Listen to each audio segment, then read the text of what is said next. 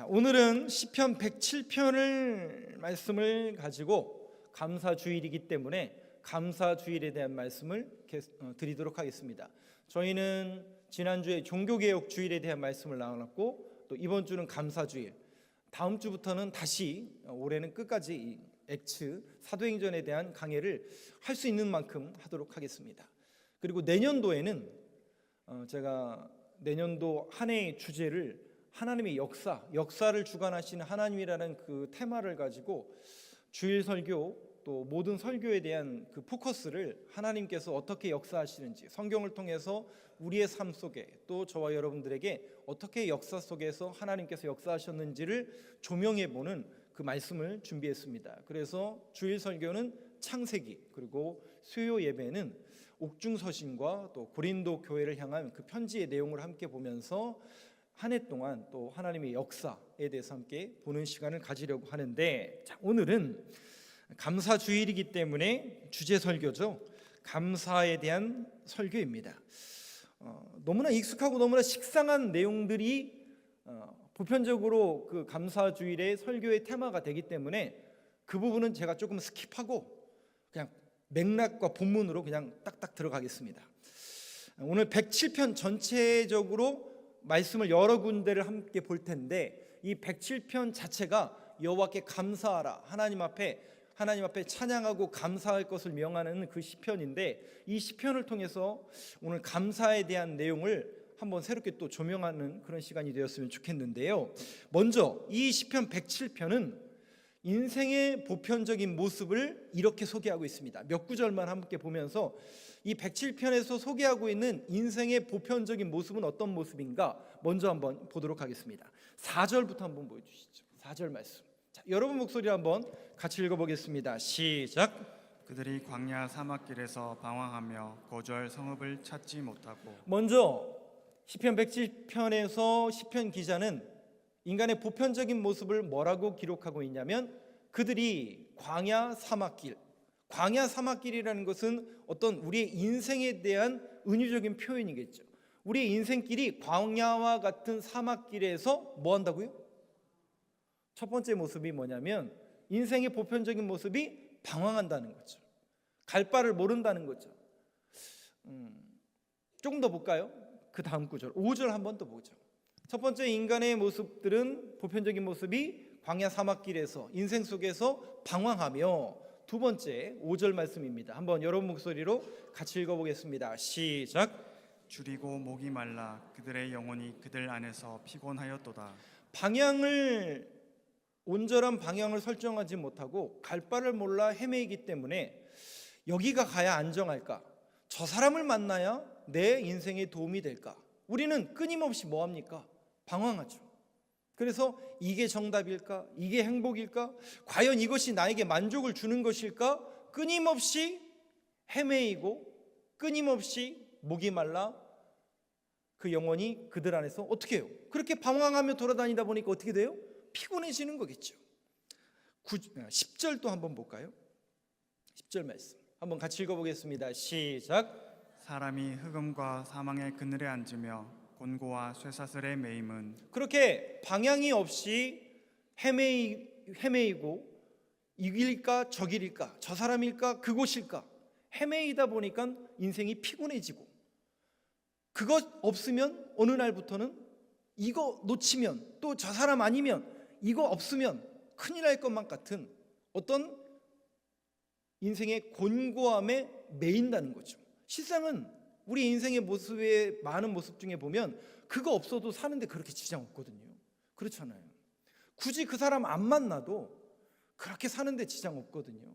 근데 어느 날 그것이, 요즘에 중독이 굉장히 심각하잖아요. 그 중독 같은 거죠. 오히려 우리를 얽매는 매임은. 17절 또 한번 볼까요? 인생의 보편적인 모습들이 다 이렇다는 거죠. 17절 말씀 한번 같이 읽어보겠습니다. 시작. 미련한 자들은 그들의 죄악의 길을 따르고 그들의 악을 범하기 때문에 고난을 받아. 그래서 시편 기자는 그러한 인생을 살아가는 사람들을 어떻게 표현하냐면 미련한 자들이라는 거죠.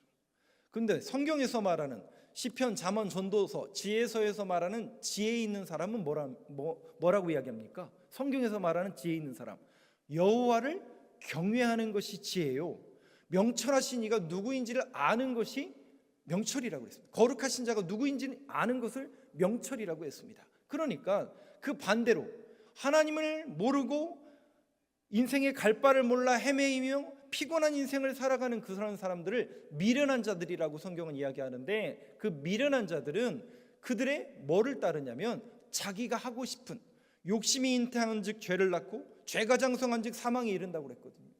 자기가 하고 싶은 죄악의 길을 따라 그들의 악을 범하기 때문에 결국 그 인과응보에 의해서 고난을 받게 된다. 물론 인과응보적인 것이 고난의 결과일 수도 있겠지만 인생 속에서는 그것이 다 그런 결과로 나오는 것은 아니지만 어느 정도 그런 것들이 맞아져가는 인생의 보편적인 모습을 이야기합니다. 다 그렇다는 건 아니에요. 그렇기 때문에 이것은 인간의 인생의 보편적인 그림이 이러하다라는 거죠. 다시요, 좀 정리해 드릴게요. 방황하고, 그러니까 인간의 보편적인 모습이 방황하고, 그러다 보니까 피곤하고, 그러다 보니까 그런 어떻게 보면 부질없고 필수불가결한 것들에게 매임을 당하고, 그런 인생들이 결국 미련한 인생이고, 그러다 보니까 자연스럽게 그들의 삶 속에서 죄악이 만연한 삶을 살아가다 보니까 어떤 고난과 또 시험이 계속 들이닥친다는 거죠. 그래서 시편 107편의 이 시편 기자는 딱 인생을 이렇게 정리합니다. 마치 바다 위에 떠다니는 항해하는 배와 같은 것이 우리의 인생이다라고 정의를 합니다. 한번 그 내용을 좀 보겠습니다. 23절부터 27절까지 저하고 교독을 해보겠습니다. 23절, 24절 먼저 저하고 한 절씩 교독해 보겠습니다. 배들을 바다에 띄우며 큰 물에서 일을 하는 자는 여호와께서 행하신 일들과 그의 기이한 일들을 깊은 바다에서 보나니. 여기에서 23절, 24절에 있는 것처럼 우리의 삶을 항해라는 그런 인생의 바다를 항해하는 인생이라고 표현하고 있습니다. 25절, 26절 한번 보여주실까요? 교독해 보겠습니다. 여호와께서 명령하신즉 광풍이 일어나 바다 물결을 일으키는도다. 그들이 하늘로 솟구쳤다가 깊은 곳으로 내려가나니 그 위험 때문에 그들의 영혼이 녹는도다. 인생이라는 그 항해를 하다 보면 그 바다에서 파도가 밀려 칩니까 안 칩니까? 바다에서 여러분들이 그 파도를 계속 보면 신기하잖아요. 이게 한번 딱 들이치고 멈추는 게 아니라 또 빠지죠. 멈추고 쉴 새 없이 들이치죠. 도대체 이게 뭔 일인가? 근데 여러분, 그 위에 떠 있는 배는 잔잔한 것처럼 보일지 모르지만, 예전에 제가 이제 저희 아버지가 섬에서 그 선생님을 하셔가지고 어머니하고 저희 누나, 남동생 이렇게 배를 타고 그 대천항에서 호도에 계셨거든요. 녹도 호도. 배를 타고 가는데 풍랑이 얼마나 있는지요. 근데 이제 저는 어렸을 때부터 시골에서 이제 바닷가 근처에서 통통배를 많이 탔잖아요. 많이 타봤기 때문에 그나마 난데, 거기에 온 관광객들은 거의 뭐 초죽음 상태예요. 주님 부르시는 날이 가까웠구나라는 표정으로 다 초죽음 상태예요. 근데 저는 그나마 조금 낫더라고요. 요 정도는 뭐, 왜냐하면 많이 경험해봤기 때문에 그렇거든요. 마치 우리가 인생을 항해하는 배 속에서 끊임없이 몰아치는 그 파도가, 여기 보니까 26절 27절에 보니까 25절 26절에 하나님께서 명령하셔서 광풍이 일어나서 그 일이 벌어진대요. 또 27절 한번 볼까요? 한번 여러 목소리를 같이 읽어보겠습니다. 시작. 그들이 이리저리 구르며 취한 자같이 비틀거리니 그들의 모든 지각이 혼돈 속에 빠지는도다. 그래서 이 시편 기자는 결국 우리가 인생이라는 보편적인 그림이 항해하는 그런 배와 같은데, 그 항해하는 배가 가만히 있는 게 아니라 물결치고 요동치는 그 광풍 속에서 어떻게 해요? 늘 혼돈과 고난 가운데 우리가 살아갈 수밖에 없다라는 것을 이야기합니다. 그런데 아까 25절에 있는 것처럼 하나님이 광풍을 불어넣는데요, 왜 우리를 고난의 자리로 하나님께서 밀어넣는가?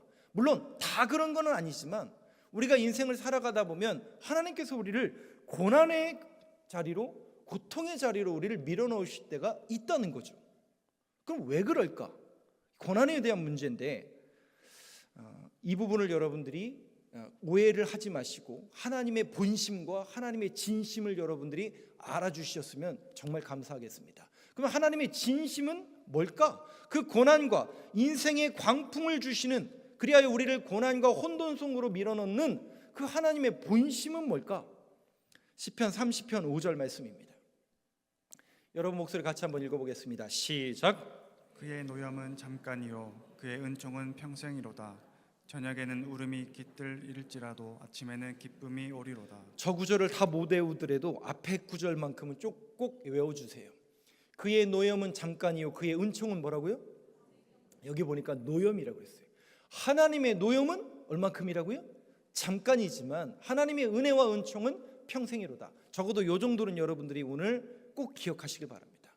그의 노염은 잠깐이요 그의 은총은 평생이로다. 그런데 이 노염, 결국 이 노염 때문에 우리를 고난과 혼돈 속에 밀어넣는데 하나님께서 화내셨다라는 거예요. 우리가 큰 죄를 저질러서 하나님이 우리를 심판하시기 위해서 그렇게 하는 거구나. 그럴 수도 있지만 이 노염이라는 단어는 단순히 하나님께서 성내다, 분노하다, 화를 표출하시다 이 단어로만 해석되는 단어가 아니라 이 단어의 원뜻 가운데 하나는 어떤 뜻이냐면 콧구멍이란 뜻이 있어요. 무슨 뜻이다고요? 이 단어를 여러분들이 어떻게 기억하시면 쉽냐면 원어가 뭐냐면 아프예요. 아프. 하나님이 때리면 어때요? 아프죠. 하나님이 고난에 밀어넣으면 어떻게 돼요? 아프죠. 그것처럼 이 노염이란 단어가 아프라는 단어인데 그 아프는 아프죠. 그런데 이 아프라는 단어가 콧구멍이란 단어예요. 즉 그 콧구멍은 뭐 하는 곳이에요? 연기를 들어 마시는 데가 아니라 콧구멍은 숨을 내뱉는 곳입니다. 그런데 우리 인간들은 자꾸 거기를 딴 용도로 쓰죠. 하나님이 인간들을 창조하실 때 콧구멍에다가 뭘 밀어 넣으시죠? 다른 것 들이마시지 마시고 하나님의 거룩한 생기를 들이마시길 바랍니다. 원래 인간을 창조하실 때 하나님은 콧구멍에다가 생기를 불어 넣어주신 거예요. 여러분 이게 기독교의 아이러니라니까요. 결국 그 하나님이 그 노여움을 통해서 결국 우리에게 뭘 주신다는 거예요? 생기를 불어넣는 살림이라는 거죠. 결국 우리를 살리기 위해서 인간이 흙으로 빚었어요. 하나님의 형상대로 흙을 빚었지만 완전한 인간이 아니었잖아요. 거룩한 영이 되지 않았잖아요. 거기에 하나님의 영이 들어가니까 그 콧구멍을 통해서 하나님의 거룩한 생기가 들어가니까 산영이 된지라 비로소 하나님의 온전한 형상을 담은 모습으로 회복이 된 거거든요. 그렇다면 결국 이 노여움은 결국 누굴 위한 거예요? 우리를 살리기 위한 하나님의 본심이라는 거죠. 그러니까 여러분들이 저희가 지금 선지자 말씀을 계속 읽고 있는데 예레미야의 말씀에서 고백하고 있는 것처럼 재앙이 아니니라. 하나님의 본심은 재앙이 아니라 너에게 미래와 희망을 주는 것이니라. 여러분들이 그 하나님의 본심을 제대로 알길 간절히 소망합니다. 그런데 사실 인간이라는 존재가 약합니까? 강합니까? 약하죠. 죄 짓습니까? 안 짓습니까? 짓죠. 조금만 편해지고 조금만 평안해지면 하나님을 더 잘 섬길까요? 죄 지을까요? 안 해보셨나요? 제가 해봤는데요, 하나님 더 잘 예배될 것 같잖아요. 그것만 받고 그 자리에 오르면 더 잘하고 더 잘 될 것처럼 보이지만 글쎄요, 그런 인생이 얼마나 될까요? 쉽지 않습니다. 오히려 평안해지고 시간 남고 돈 남으면 죄 짓는 것밖에 없는 것이 우리들의 인생의 모습인 것 같습니다. 그래서 결국 하나님의 그 노여움이 우리를 살린다는 그 의미가 오늘 시편에서는 어떻게 쓰이는가 세 구절만 보겠습니다. 이 세 구절을 여러분들과 같이 읽을 텐데 이 세 구절 속에서 공통된 단어를 한번 여러분들이 발견해 보시기 바랍니다. 6절 말씀을 한번 보여주시죠. 시편 117편 6절 한번 같이 읽어보겠습니다. 시작. 이에 그들이 근심 중에 여호와께 부르짖음에 그들의 고통에서 건지시고. 또 한 절 볼까요? 13절. 여러분 목소리 같이 읽어보겠습니다. 시작. 이에 그들이 그 환난 중에 여호와께 부르짖음에 그들의 고통에서 구원하시되. 네, 한 절 또 볼까요? 19절. 네, 같이 읽겠습니다. 시작. 이에 그들이 그들의 고통 때문에 여호와께 부르짖음에 그가 그들의 고통에서 그들을 구원하시되. 6절, 13절, 19절에서 말하는 공통점이 뭐예요? 고통 속에서, 고난 속에서 뭐 했다고요?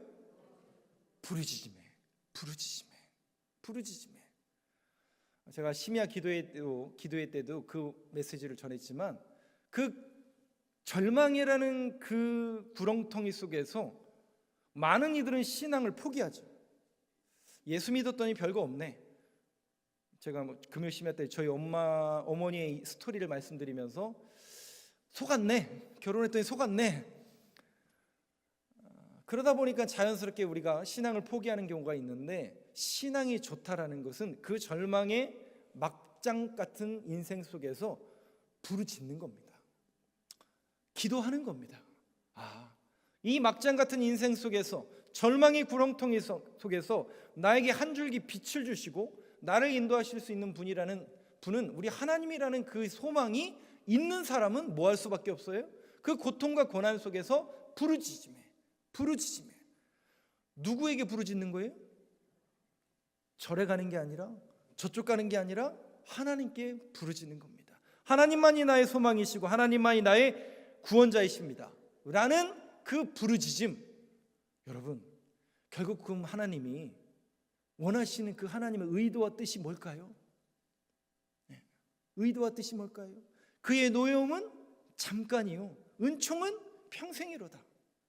결국 저와 여러분들을 하나님께서 만나길 원하시고, 하나님을 찾길 원하시고, 하나님께 가까이 나아오게 하시는 그 하나님의 의도를 여러분들이 빨리 캐치하시고 그 하나님의 본심을 알아주길 간절히 소망합니다.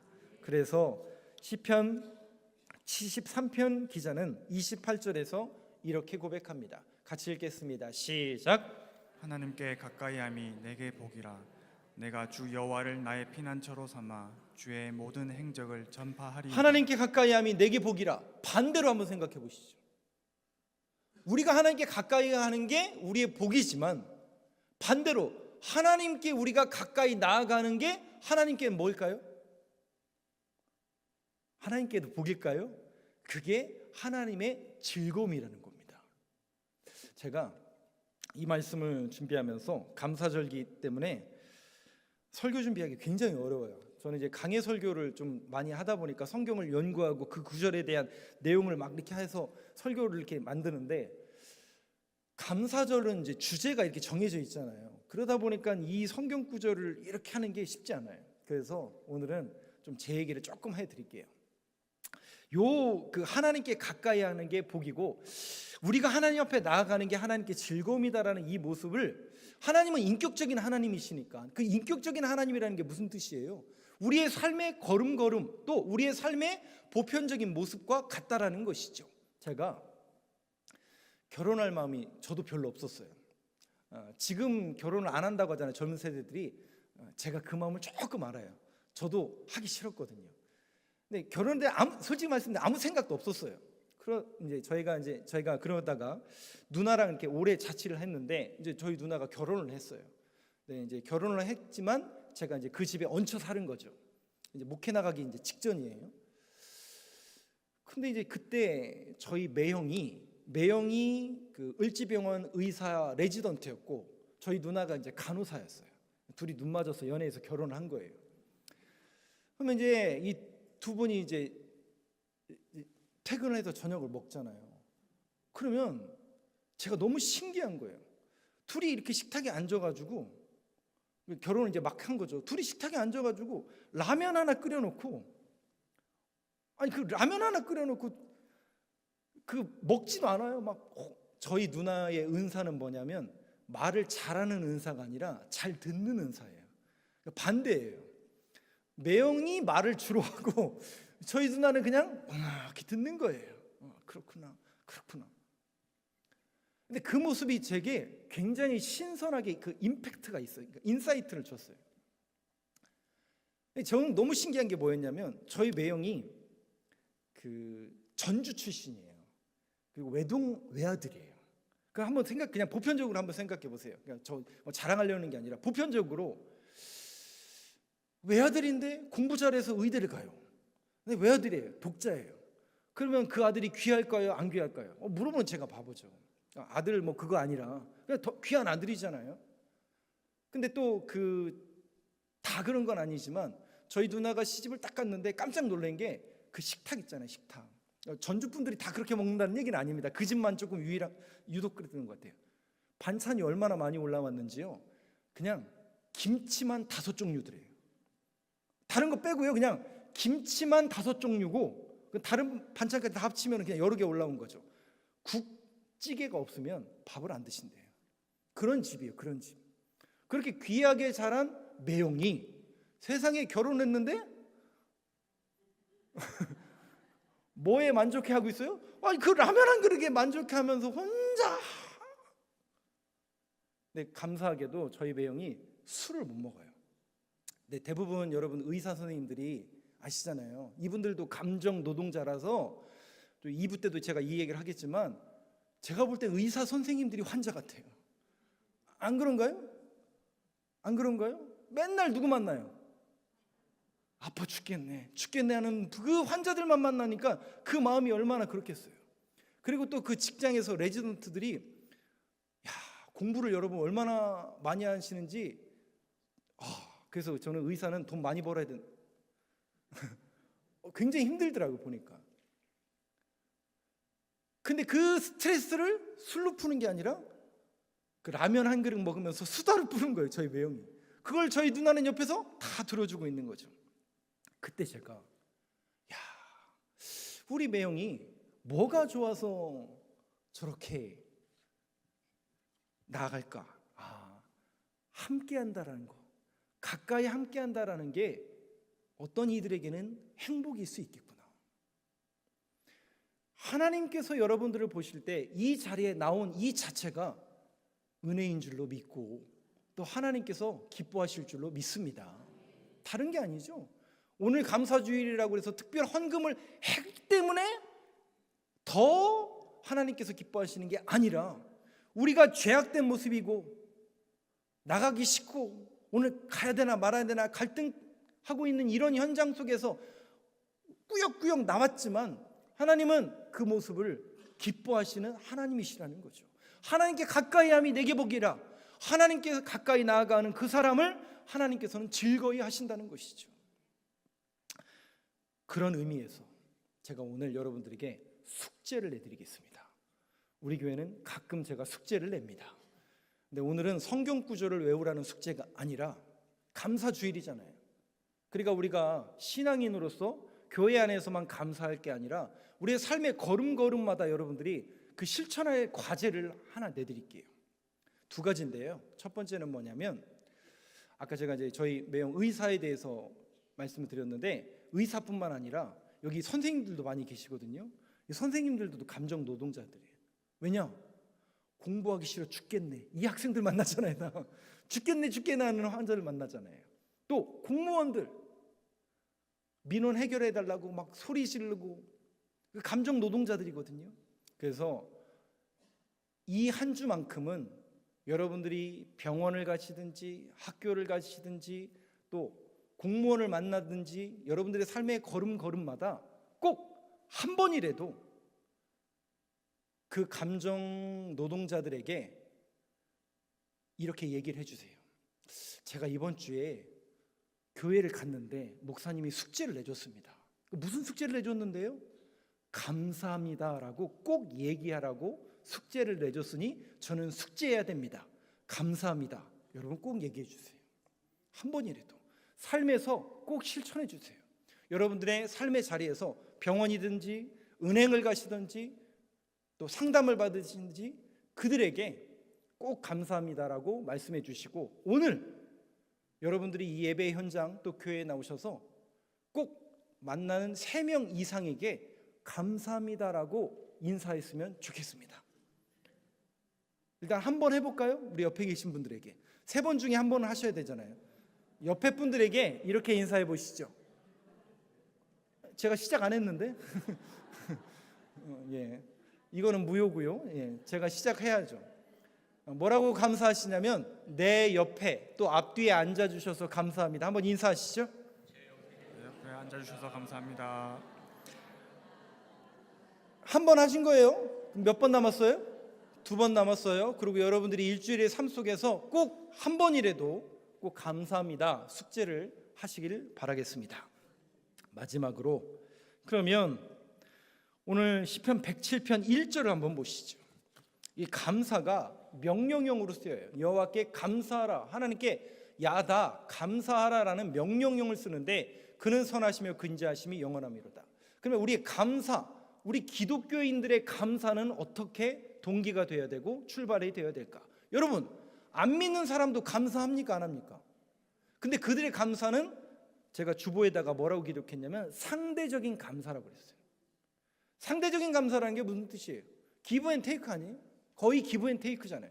그것도 상대적인 감사 맞지만 우리 기독교는 그 감사의 출발이 항상 절대적인 감사입니다. 왜냐하면 누가복음 22장을 한번 보여주시죠. 예수님이 그 본을 우리에게 보여주셨어요. 22장 17절 말씀 한번 같이 읽어보겠습니다. 시작. 이에 잔을 받으사 감사하기도 하시고 이르시되 이것을 갖다가 너희끼리 나누라. 예수님이 성만찬을 하시면서 감사 기도를 하세요. 근데 지금 이 성만찬을 누구에게 나눠주는 거예요? 제자들에게 나눠주는 거잖아요. 그러면 그 성만찬을 받는 사람이 감사해야 되는 겁니까? 주는 사람이 감사해야 되는 겁니까? 신기하죠? 그래서 제가 왜 주님이 이 누가복음에서만 이 감사기도, 마태 마가복음에서는 축사하시고 축복하시고 라고 표현하고 있고 누가복음에서는 감사기도 하시고, 그러면 우리 주님이 뭘 감사하셨을까요? 그래서 이 대목을 가지고 그 온누리교회 이재훈 목사님의 그 감사라는 책에 보니까 이렇게 써 있더라고요. 그래서 그대로 그 원딩을 읽어드릴게요. 예수님이 지금 뭘 감사기도 하나님 앞에 올려드리셨을까? 그 이재훈 목사님은 이렇게 기록하고 계시더라고요. 하나님, 내가 사랑하는 저들을 위해서 내 몸과 내 피를 줄 수 있어서 감사합니다. 하나님, 나의 생명을 저들을 위해 줄 수 있어서 감사합니다. 하나님, 저들을 위해 내가 십자가를 질 수 있음을 감사합니다. 유카리스테오, 이 단어는 절대 감사예요. 어떤 기브 앤 테이크에 의한 상대적인 감사가 아니라 내가 저들을 위해서 내 몸을, 내 피를, 십자가를 질 수 있다라는 것을 주님이 감사하고 계시다는 거죠. 그 감사를 누가 입은 거예요? 우리가 입은 사람들이에요. 우리가 입었어요. 여러분, 그 감사를 잃어버리지 않는 저와 여러분 되시길 간절히 소망합니다. 그 예수 그리스도의 십자가의 공로와 은혜에 여호와께 감사하라. 그것을 야다 즐거이 노래하며 찬양할지어다. 마지막으로 제가 제 간증이 아니라 저도 이제 유튜브를 보는데 유튜브에 보면은 또 이단주의자들도 많고 또 이게 이제 신학적으로 좀 문제가 되는 분들도 많이 있기 때문에 조심하셔야 되는데, 제가 요즘에 보는 그 채널 중에 하나가 박효진 장로님이라는 분이세요. 이분이 작년에 아마 갈마감리교회 그 부흥성의 초청 강사로 오셔서 제가 뭐 하는 분인가, 이 평신도시기 때문에 뭐 하시는 분인가 이렇게 찾아보다가 유튜브를 보게 됐는데 이 박효진 장로님이라는 분이 유튜브 활동을 잘 하시더라고요. 근데 그분이 했던 간증 중에 한 토막을 소개해 드릴게요. 이분이 했던 이야기 중에 이 박효진 장로님이 원래 그 교도관, 그러니까 청송감호소의 교도관으로 있을 당시에 누구를 만나게 되냐면 이제 재소자를 만나는 거예요. 그 재소자를 만났는데 죄수죠. 그 죄수 중에 하나, 자기의 눈에 들어온 그 죄수가 하나 있었는데 전과 7범이에요. 전과 7범. 근데 그 전과를 보니까 전부 다 폭력이에요. 폭력. 그니 얼마나 막 그렇게 해서 사람이 핏발이 막 서 있고 분노가 있고, 그러던 중에 이 사람하고 우연히 알게 됐는데 고향이 대구 사람이라는 것을 알게 되면서 오히려 이 정가 7번 폭력 제과로 들어온 분이 이분을 선배로 이렇게 모시게 된 거예요. 그래서 이렇게 관계를 맺다가 이 두 명이 다 감옥에서 예수 믿어서 구원받게 된 거예요. 그런데 이 정과 7범인 분이 이제 예수를 믿기 시작했는데 이제 자기의 인생을 뭔가 조금 바꿔야 되겠다, 체인지하고 싶다라는 그런 마음을 가지고 이 선배를 찾아간 거죠. 그래서 제가 공부를 좀 하고 싶습니다. 그러더래요. 공부를 좀 하고 싶습니다. 왜냐하면 초등학교밖에 졸업 안 하고 중퇴였거든요. 그래서 감옥에서 이제 공부를 할 수 있는 그런 기회가 주어집니다. 열심히 했을까요? 적당히 했을까요? 이런 분들이 한번 딱 마음을 결단을 하면 무섭게 공부한다는 거죠. 감옥이라는 현실이 밤이 되면 소등을 다 해야 되잖아요. 그럼 어디만 불을 켜놓냐면 쇠창살 복도만 이렇게 불을 켜놓는데요. 그래가지고 공부를 밤에도 하고 싶어서 그 쇠창살 밖에다가 책을 놓고 그 정도로 공부할 정도로 열의를 보여서 중등고시 또 검정고시를 패스를 한 거예요. 그리고 나서 이분은 출소하고 이 장로님은 다른 데로 이렇게 가게 되고, 근데 나중에 연락이 왔는데 이 재소자가 세상에 신학교를 간다고 연락이 온 거예요. 신학교를, 예수 믿어서 신학교를 간다고 연락이 온 겁니다. 감사할 일이죠. 근데 이분이 친척도 없고 가족도 이렇게 부실하니까 계속 이 장로님한테 연락을 해서 학비라든지 그 생활비를 조금 요청을 했던 거죠. 이 장로님은 조금 불편했지만 어려웠지만 조금 계속 관계를 맺고 좀 도와주었던 것 같습니다. 그러더니 신학교도 금방 일반 보통 신학원이 아니라 정식 4년제 신학대학교였던 것 같아요. 대학원까지, 정식 대학원까지, 신학대학원까지 가야 되는, 그리고 그 대학원을 졸업하고 정식으로 뭐가 됐을까요? 목사까지 된 거예요. 목사까지 된 거예요. 근데 이분이 제가 실명이 정확하게 서태성 목사님이신가 돌아가셨어요. 근데 이 목사님이 개척을 하신 거지. 안수를 받고 개척을 하셨는데 50대 중반의 나이에 안수를 받고 결혼도 안 했고 가진 것도 없고, 그래서 고향 근처에 조그만 개척교회를 이렇게 하신 거죠. 근데 그러다 보니까 자연스럽게 사람들이 많이 왔을까요? 안 왔을까요? 굉장히 어려운 환경 속에서 목회를 이렇게 하신 거예요.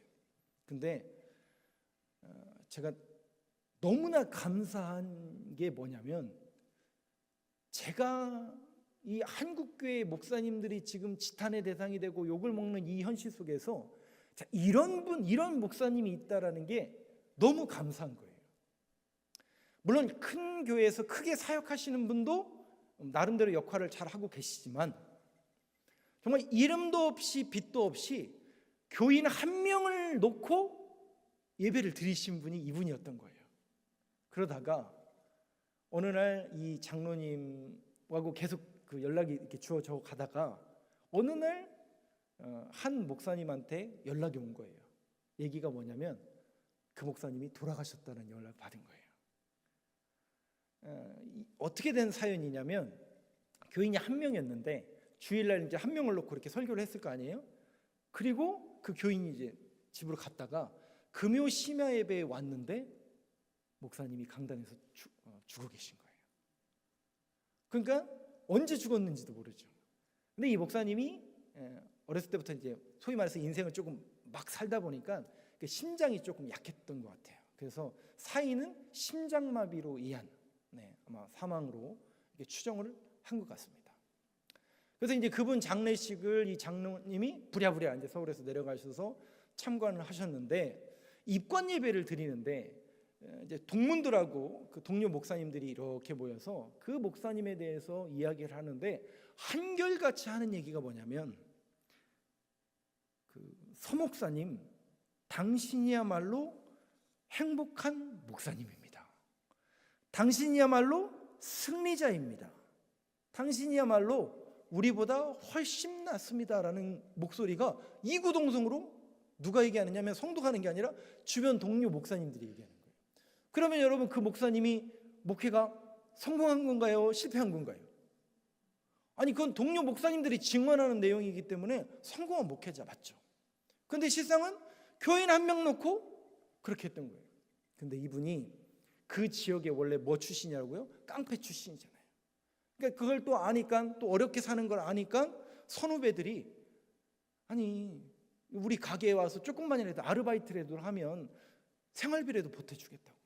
아니 목사님 그래도 열심히 목회하시니까 우리 교회 선교 목사나 전도 목사로 오셔서 같이 동역하시자고. 근데 이분이요, 한 번도 그 요청에 응하지 않았대요. 그리고 묵묵히 뭐만 지킨 거냐면 교회만 지킨 거예요. 결혼도 하지 않고 그 성도 하나 놓고 그 교회를 지킨 거예요. 그러면서 늘 강단에서 만나는 사람들마다 하는 이야기가 단 하나, 내가 예수 믿어서 또 예수님을 알게 되어서 그 은혜를 입은 사람인데, 나 같은 인생이, 막장 같은 인생이 예수 믿어서 이렇게 목사가 됐는데 그 은혜의 빚진 자로서 살아가고 있는데 내가 어떻게 죄를 짓고 내가 어떻게 이 세상 유혹에 빠져 살고 그렇게 살겠습니까? 내가 목사로서 남은 사역이 빚진 자로 살아가겠습니다라는 그거를 공공연히 했다는 거예요. 제가 이 얘기를 듣고 나서 참, 이 땅의 목사님이 소망이라는 얘기를 다시 말씀드리고 싶습니다. 요즘 세상이 흉흉하고 또 교회가 많이 손가락질을 받죠. 특별히 목사님들의 부조리, 또 불신앙이 많이 그 하마평에도 오르고 또 그런 소리를 듣습니다. 근데 이런 분들은 표시가 안 나요. 그죠? 정말 이름도 빛도 없이 살아가는 그 목사님들이 있기 때문에 저는 소망이라고 생각이 돼요. 오늘 이 감사절기를 한번 맞이하면서 우리가 무엇에 또 감사해야 되고, 또 우리의 감사의 출발점은 항상 예수 그리스도의 그 은혜, 그분이 나를 위해서 죽으셨고 나를 위해서 이 은혜의 자리로 저와 여러분들을 불러주셨다라는, 하나님께 가까이 하는 것이 복이다라는 그 믿음의 고백으로 감사하며 이 새로운 한 주도 주님과 동행하며 살아가는 저와 여러분들의 모든 걸음이 되길 간절히 소망합니다.